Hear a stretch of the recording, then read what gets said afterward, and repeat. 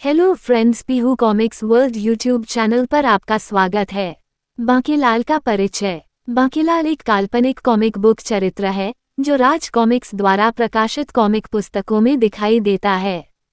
बांकेलाल की रचना जितेंद्र बेदी ने की थी और यह पहली बार 1987 में पापिंदर जुनेजा द्वारा लिखी गई कॉमिक बुक बांकेलाल का कमाल में दिखाई दी थी। पुस्तक के अनुसार वह ननकू नामक किसान का बेटा है। उसकी मां का नाम गुलाबती था। दंपति के कोई संतान नहीं थी। गुलाबती भगवान शिव की भक्त थी और भगवान के आशीर्वाद के रूप में उन्हें एक बच्चा भेंट किया गया था। उन्होंने बच्चे का नाम बांकेलाल रखा। एक दिन भगवान शिव अपनी पत्नी पार्वती के साथ बांकेलाल के घर आए। उनकी मां ने उन्हें दूध का गिलास दिया, लेकिन उन्हें नहीं पता था कि उनके शरारती बेटे ने दूध में मेढक डाल दिया है। जब भगवान शिव को ये पता चला तो उन्होंने बांकेलाल को श्राप दिया कि अगर कभी बांकेलाल किसी को नुकसान पहुंचाने की कोशिश करेगा तो उस व्यक्ति को अच्छे परिणाम मिलेंगे और उसका कुछ हिस्सा बांकेलाल पर भी पड़ेगा। बांकेलाल बेहद बेवकूफ़ लगता है, लेकिन उसका दिमाग शैतानी है, हमेशा शरारतें करने की योजना बनाता रहता है। लेकिन उस पर लगे धन्य श्राप के कारण वह जो भी बुरा करना चाहता है वह अच्छा हो जाता है, जिससे हालात उसके पक्ष में हो जाते हैं। इसके अलावा उसके पास कुछ भी नहीं है, यहाँ तक कि एक अच्छा चेहरा भी नहीं, और केवल एक मूर्खतापूर्ण चार्ली चैपलिन स्टाइल की मूंछें, और जब वह चिल्लाता है या हंसता है तो उसके 2 उभरे हुए दांत निकलते हैं।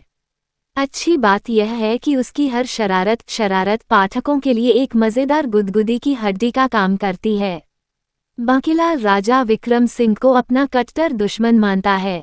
बांकेलाल हमेशा उसे मारने की कोशिश करता है, अभी तक कभी कामयाब नहीं हो पाया और विशालगढ़ का राजा बन जाना चाहता है। विशालगढ़ का राजकुमार मोहक सिंह उसकी दुष्ट योजनाओं से भली भांति परिचित है। अन्य दरबारी भी बांकेलाल की लोकप्रियता से ईर्ष्या करते हैं।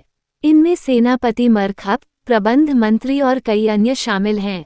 विशालगढ़ के आसपास की कुछ रियासतों को भी विक्रम सिंह को मारना मुश्किल लगता है जब तक कि बांकेलाल उनके साथ न हो।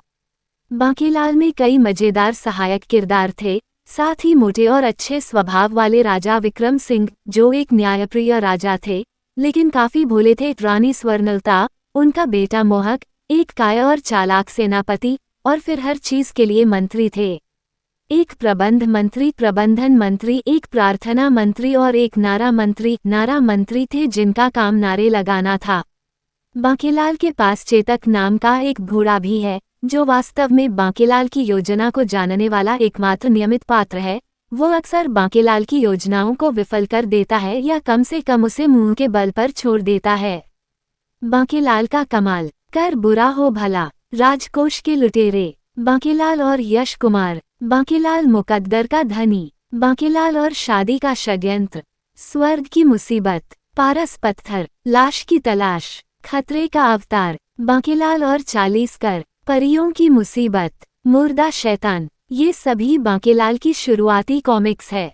इनके अलावा भी बांकेलाल की कॉमिक्स की सूची काफी लंबी है। बांकेलाल के ऐसे ही अस्ते और गुदगुदाते कॉमिक्स पढ़ने और सुनने के लिए पीहू कॉमिक्स यूट्यूब चैनल को सब्सक्राइब करें। धन्यवाद दोस्तों।